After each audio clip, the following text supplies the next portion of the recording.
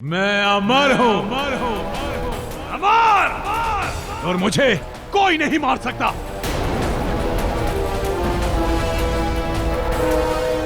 नागमती, अच्छा हुआ तुम स्वयं चली आई मेरे इस यज्ञ की आहुति में मेरा साथ देने। अब तुम तीनों की बलि मैं एक साथ दूंगा, एक साथ। सुरक्षा प्रतीक चिन्ह का उपयोग सिर्फ एक ही बार हो सकता है और यही वो अंतिम मौका है। राजन, ज्योतिषाचार्य ने कहा था कि इस बालक के जीवन पे संकट आएगा तो ये प्रतीक चिन्ह इसकी रक्षा करेगा।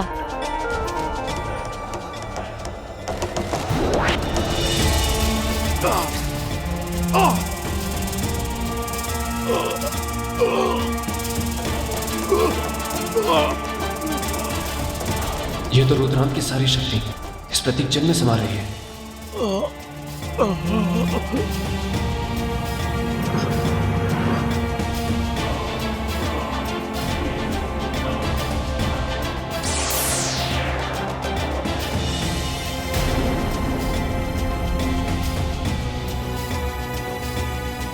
रुद्रांत इस संसार में कोई भी अमर नहीं, सबकी मृत्यु निश्चित है।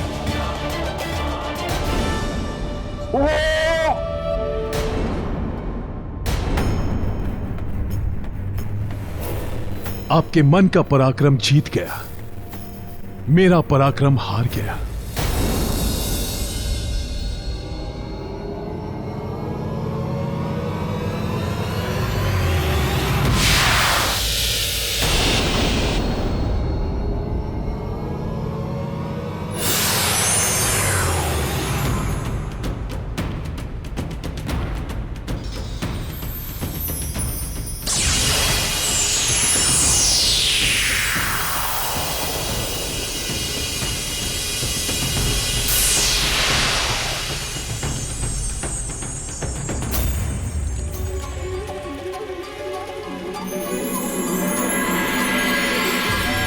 ओह, राजा भोज ने तो पराक्रम की पहली परीक्षा पार कर ली।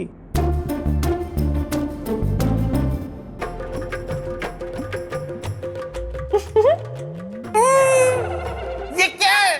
कितने सुंदर लग रहे हो। दूर रहो मुझसे। तो और क्या करूं? ना ही तुम मुझे बता रहे हो ये है कौन, कब से बनाए बैठे हो मौन। ये राजा भोज है, उज्जैनी के राजा। ठीक है, अब मेरी चोटी मत बनाना। बिना समय व्यर्थ किए मुझे राजा भोज के पास जाना चाहिए।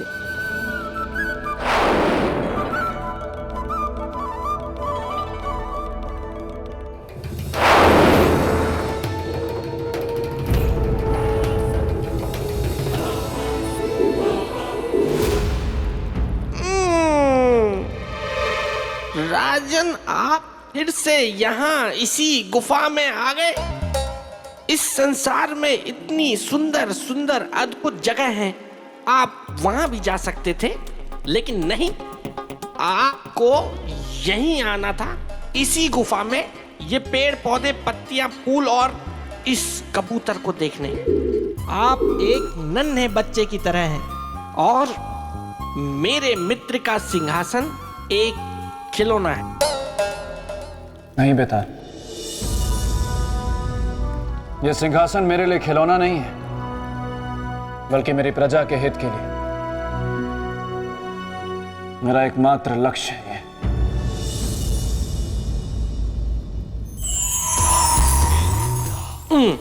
बेताल, महामाया, तुम अभी यहीं हो बेताल? नहीं नहीं महामाया, मैं तो राजा भोज के साथ युद्ध के लिए गया था और रुद्रांत से युद्ध में मैंने राजा भोज की बहुत सहायता की। बहुत अच्छा किया बेताल। अब एक और अच्छा कार्य करो, बोलिए। यहाँ से प्रेत भूमि लौट जाओ। मैं कुछ नहीं बोलूंगा इसके बाद। ठीक है, तुम एक भी शब्द नहीं बोलोगे बेताल।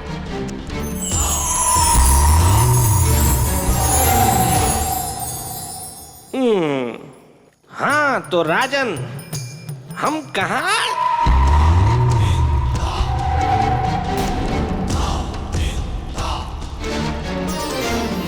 तो बताइए राजन, कौन सी बड़ी है, तन की शक्ति या मन की शक्ति? राजन, आप महापराक्रमी हैं, महान राजा हैं। मैं आपसे बहुत प्रसन्न हूँ। मेरी और आपकी कोई शत्रुता नहीं है। वो तो मेरे मित्र के सिंहासन पे कोई ऐसा वैसा राजा नहीं बैठना चाहिए, इस बात की चिंता मुझे सताती रहती है।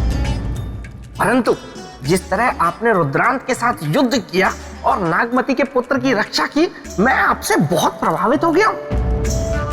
और अब मैं चाहता हूं कि आप मेरे मित्र के सिंहासन पर बैठें। इसके लिए आपको प्रश्न का सही उत्तर देना है, और सही उत्तर है तन की शक्ति। बेताल, क्या समझा रहे हो राजा भोज को? कुछ नहीं मामा, मैं तो इन्हें समझा रहा था कि इन्हें प्रश्न का उत्तर सोच समझ के देना है। बेताल, ये मत भूलो कि तुम सम्राट विक्रमादित्य के परम मित्र हो, इसलिए हम तुम्हें कुछ नहीं कहते, किंतु तुम्हें अपनी सीमाएं नहीं भूलनी चाहिए। क्षमा देवी क्षमा, मैं भावनाओं में बह गया, इसीलिए ये कह गया। अब नहीं कहूंगा, अब चुप रहूंगा। तो बताइए राजा, कौन सी बड़ी है, तन की शक्ति या मन की शक्ति? देवी, मेरे विचार से मन की शक्ति सर्वोपरि होती है। अति उत्तम। राजन, अब आप सिंहासन की अगली सीढ़ी की ओर बढ़ सकते हैं।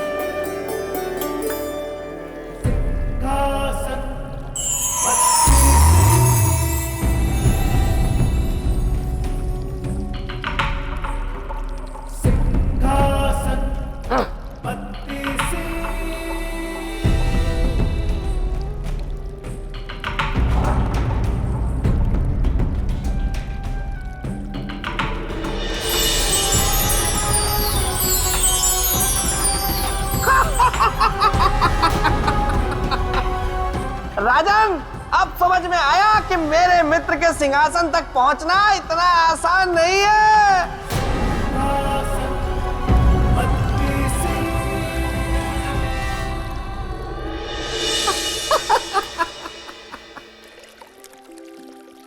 बेताल, मैं जानता हूं ये एक साधारण सिंहासन नहीं है। तुम्हारे मित्र चक्रवर्ती सम्राट विक्रमादित्य का असाधारण सिंहासन है। वही तो। और इस तक पहुंचने के लिए मुझे और भी कठिन परीक्षाएं देनी होंगी। तो और मैं क्या कह रहा हूं?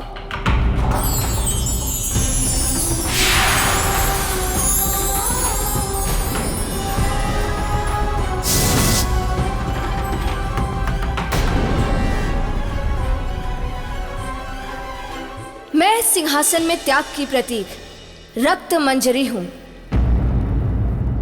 प्रणाम देवी। राजा भोज का आपको प्रणाम। आपको सिंहासन की तरफ बढ़ने से पहले चक्रवर्ती सम्राट विक्रमादित्य के त्याग के बारे में जानना होगा। अवश्य देवी।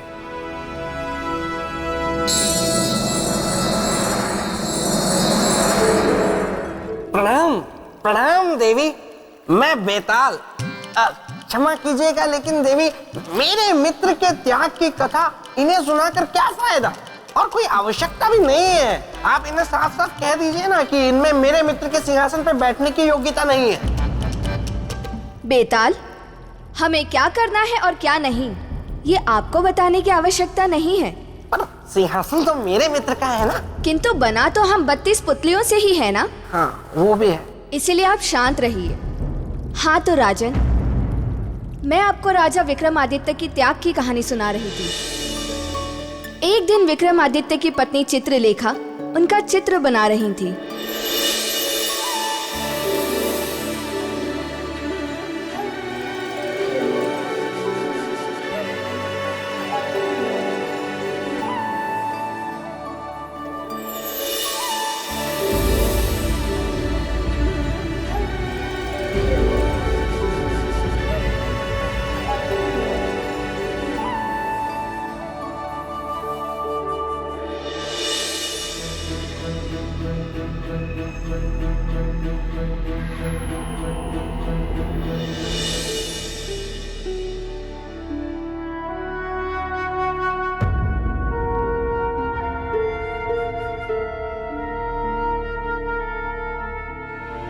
महाराज,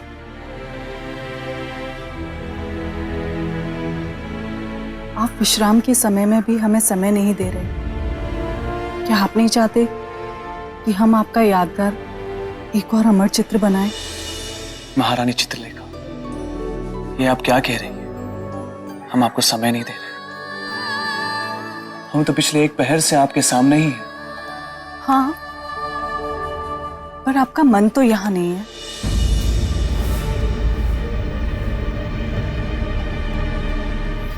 आप तो जानती हैं महारानी कि हमें किस बात की चिंता है।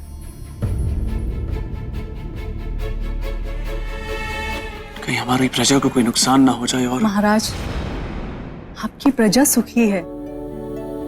अच्छा, अब आप अपना हाथ लाइए और बिल्कुल वैसे खड़े हो जाइए जैसे आप खड़े थे। लोगों को किसी भी चीज की कोई कमी नहीं है। पूरे राज्य में शांति है। और हाँ, अब आप अपनी स्थिति जब तक नहीं बदलेंगे जब तक कि हम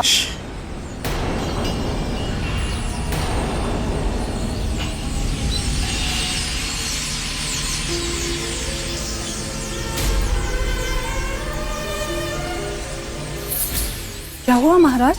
शांत महारानी, शांत।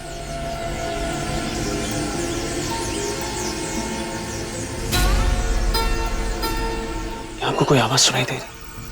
नहीं तो महाराज, हमें तो कुछ सुनाई नहीं दे रहा।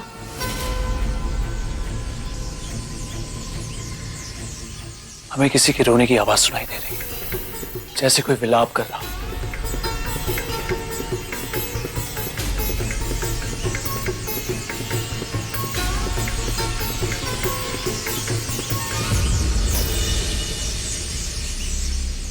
कोई तो दुख में है महारानी।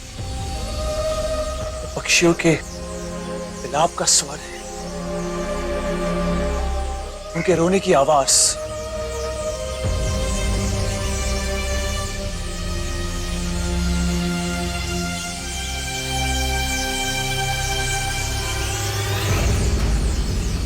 पर हमें तो कुछ भी सुनाई नहीं दे रहा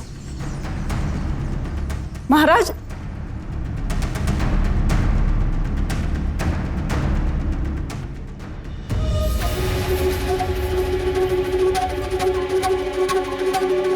महाराज, महाराज!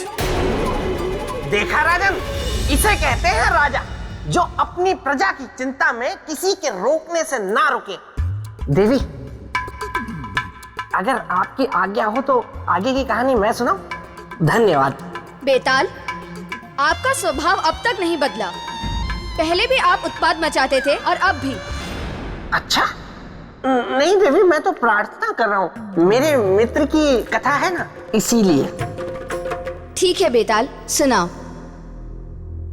तो राजन, हुआ यूं कि एक बार जब मेरे मित्र विक्रमादित्य छोटे थे तो उन्होंने देखा कि उनके घर में एक बिल्ली दूध पी रही थी और पूरा पतीला चाट गई। बेताल! क्षमा देवी, क्षमा, मैं भावनाओं में बह गया, इसलिए ये कह गया। तो राजन, हुआ यूं कि मेरे मित्र सम्राट विक्रमादित्य उस क्रंदन के स्वर का पीछा करते करते उस दिशा में बढ़ते गए और जाते जाते जा पहुंचे उस वृक्ष के पास।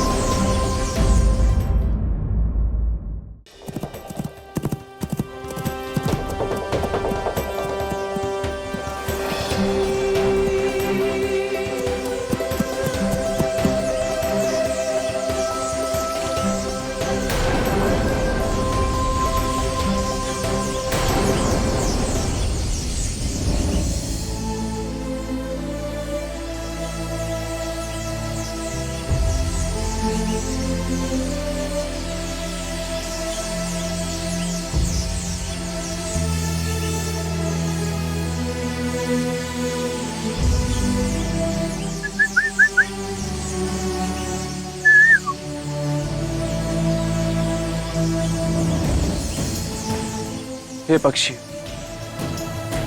हमारे राज्य में किसी भी वस्तु की कमी नहीं है। सारे सुख और सुविधाएं, प्रजा से लेकर पशु पक्षी तक सभी सुखी और संतुष्ट हैं। फिर आपके दर्द का कारण क्या है?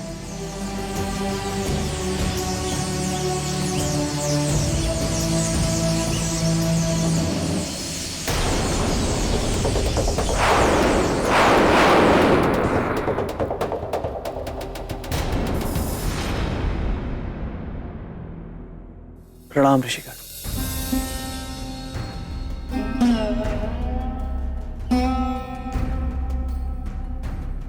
ऋषिगण, आप लोग पक्षी के रूप में और आपकी आंखों में आंसू और स्वर में दर्द का कारण क्या है? बताइए ऋषिगण। सम्राट, कल महादानी ऋत्विक ध्वज मृत्यु को प्राप्त हो जाएंगे। मृत्यु तो अटल सत्य है। जिसका जन्म हुआ है उसकी मृत्यु भी निश्चित है। तो फिर सत्य का विलाप क्यों? पर उनकी मृत्यु का कारण जीवन चक्र में समान मृत्यु नहीं है। तो फिर क्या कारण है ऋषि? उनकी मृत्यु का कारण उनका त्यागी स्वभाव तथा दान देने की इच्छा। लहू बहाकर धन अर्जित करते हैं और फिर बिना मोह माया उसे दान कर देते हैं।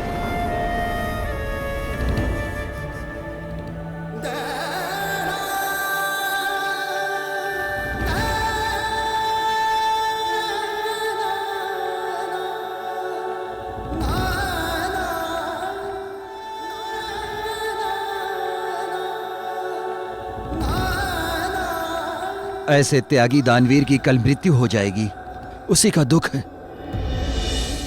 किंतु ऋषि, इतने कष्ट सहकर अर्जित किए हुए धन को ऋत्विक ध्वज दान क्यों कर देते हैं? उनके इस त्याग का कारण क्या है? चक्रवर्ती सम्राट, सच्चा दान वो होता है जो कष्ट सहकर और परिश्रम से प्राप्त हुए धन को किया जाता है। रखे हुए धन का दान सही अर्थों में दान नहीं होता। ऐसे सर्वश्रेष्ठ त्यागी के हाथों दान लेने का सौभाग्य कल के बाद सदा सदा के लिए छिन जाएगा।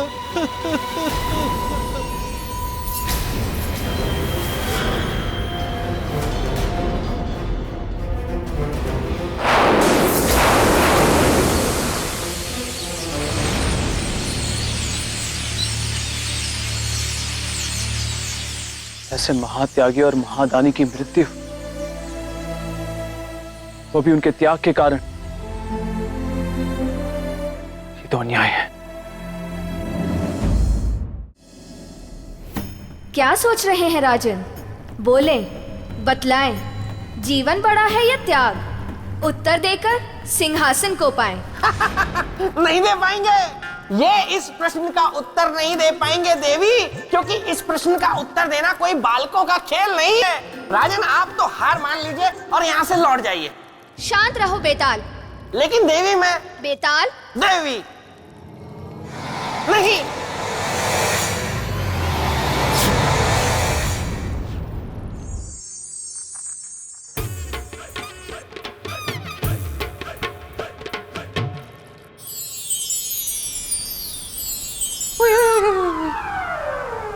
बेताल अभी तक नहीं आया।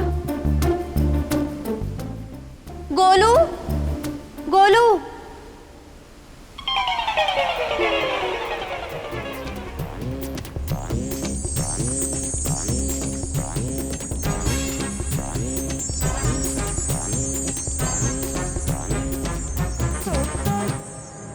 क्या सोच रहे हैं राजन?